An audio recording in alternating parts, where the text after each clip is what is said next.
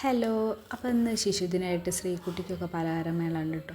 അതുകൂടാതെ പോസ്റ്ററും കാര്യങ്ങളൊക്കെ ഉണ്ട്. അപ്പോൾ പലഹാരമേളയ്ക്ക് ഞാൻ ഉണ്ടാക്കാൻ പോകുന്നത് നമ്മളെ ഗോതമ്പ് പൊടിയിൽ ചെറിയ മൈസൂർ പഴം പഞ്ചസാരയും തേങ്ങയൊക്കെ ഇട്ടിട്ടുള്ളൊരു ഐറ്റമാണ് കേട്ടോ.